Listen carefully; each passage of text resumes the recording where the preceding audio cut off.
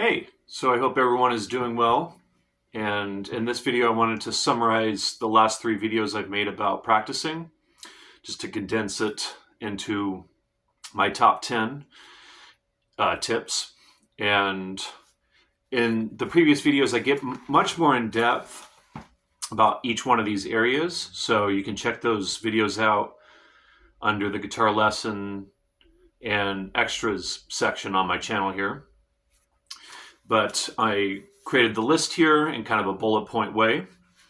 And yeah, I think these can be really helpful for people. In the first video, I talked about how it can be good to get clear in our heads about where our priorities are in terms of specifically relating to music of the past, present, and future. So I talked about how I practice classical music, which I consider studying the past, and then I practice jazz, which is studying the past and then also creating in the now. Within the jazz tunes I improvise, and then the future being my original music, which I do on the G&L guitar, where it's more about creating in the moment and also this idea of pushing into the future with my own creative ideas about composing and improvising. And so it can just be good to figure out and have it clear in our heads where our priorities are, and if it's important for us to relate to music in all three of those different, pretty huge, significant ways. And there's no right or wrong, which I'm going to get to at the bottom of the list here. But one of my favorite musicians is Corea. And I feel like I have kind of a kindred spirit with him. He studied classical music. He played straight ahead acoustic jazz. He played and studied Latin music. His more from Spain, mine more from Brazil. And then he created his original, he was original in all sorts of those areas, but, he really created some pretty envelope pushing music when he got into the electric stuff, like with his band Return to Forever. But, so that's kind of the musician that I kind of shoot for myself. But we need to figure out for ourselves how we want to relate to those areas. And then a really important part of practicing is finding the sweet spot where what we're practicing is playable but challenging. So it's right at the edge of our ability. That's where the growth really happens. Because if you're playing something that you're comfortable with, or too comfortable with, then you're not progressing. If you're playing something where you're unable to get control of it, this is where slowing stuff down is really important. If you're playing something and you're playing it at a certain speed and you're unable to get it clearly, like let's say with the technique, your picking isn't accurate, then you need to simplify it, make it a little easier for yourself, in this instance, probably by slowing down the tempo. And then you can get control of it, and then you can start progressing. So that's a really important balance to strike, is finding stuff that's challenging but playable, the edge of your ability. And then I highlighted the three H's, the hand, the heart, and the head. And again, I get into more detail about that in my video titled The Beatles Didn't Practice. So you can check that out. But basically, the hand being the technique, the heart being the emotions, and the head being the ideas. And there's a lot more adjectives to get into with all three of those areas, which I get into in that video. But, I always want to be working on all three of those aspects of myself, because I want to develop myself to where I feel like I'm really fully expressing myself in all those areas in the music. And then the next point here. So that was 4 points there. So here's number 5. So I've been practicing for many years and have put in over 40,000 hours of practicing, specifically just for the practicing. And I think it's really good to have some things stay in our practicing for for years and maybe for the rest of our lives. One of the things I highlighted was, for instance, listening. That's something I'm always practicing and will always practice it. I think that's an area that all musicians, no matter what level, no matter what style, no matter where your interests fall in music, we always want to become better listeners. So that's an area of music to always be working on and have in your practicing. But then other areas can change over time. I mentioned I'm practicing, one of the areas I've been practicing is what are called hexatonic scales, 6-note scales. And that's something that I've practiced in the past, and then I brought it back into my practicing recently. I've been doing it for about a month, and then I'll just let it go when I get bored with it. Basically, I'll make some progress with it, and then let it go when I feel like moving on. So it can be good to have some areas stay the same, and then other areas change over time. Number 6 here. I highlighted this idea that limitation equals expansion or restriction equals expansion. So it's really important in our practicing that we limit ourselves. And then more specifically, point number 7 here is this idea of limiting ourselves to at least one specific thing that we're trying to develop.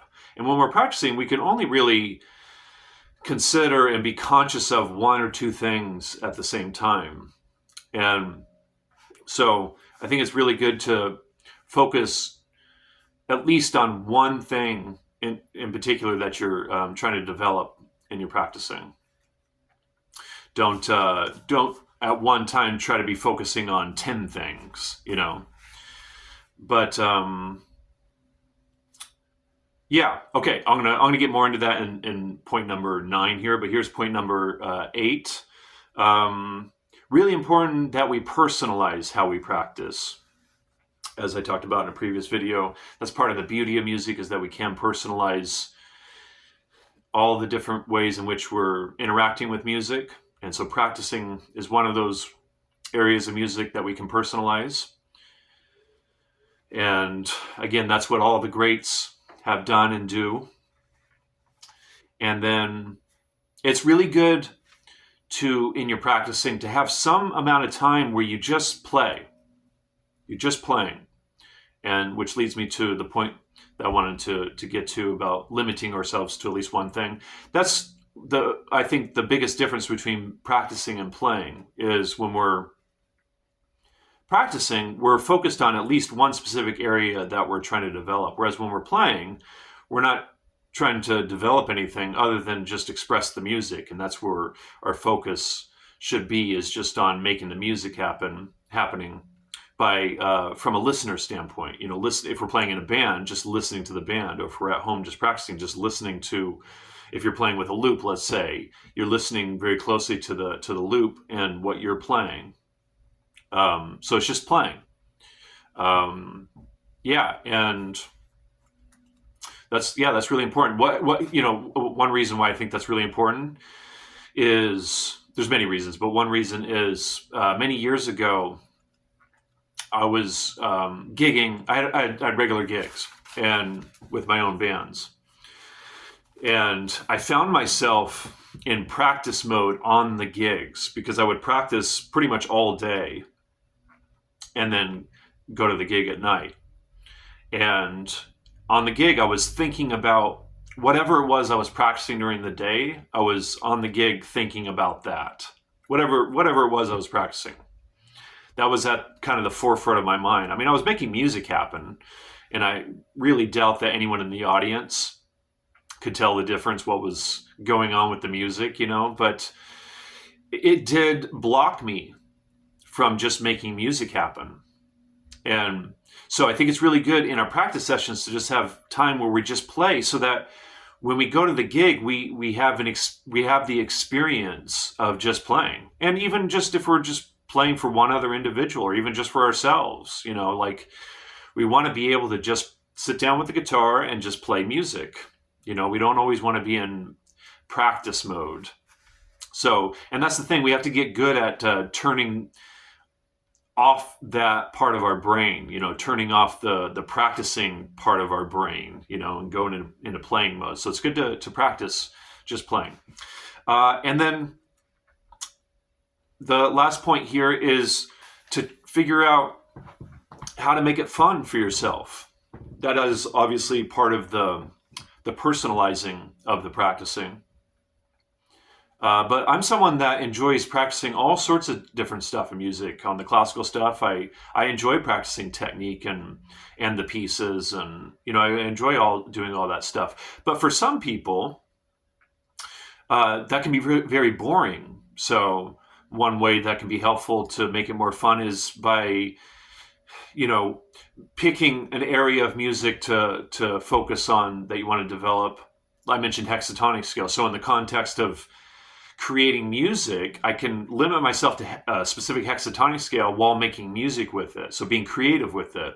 And that usually can help people to have more fun with the practicing, is by taking a specific topic and then making music with that topic. And I've talked about this and showed how to do it in my videos, which you can check out in the guitar lesson section. But yeah, I enjoy a wide range of things to practice. I enjoy practicing the kind of clinical stuff and then the creative stuff. But there's tons of stuff that I'm not interested in working on, and I would find them to be rather boring. I mentioned this in another video, like for instance, learning how to orchestrate or learning how to write for big bands, spending time studying that stuff. I have no interest in doing that. I did it at Berklee College of Music, but I haven't done it since then.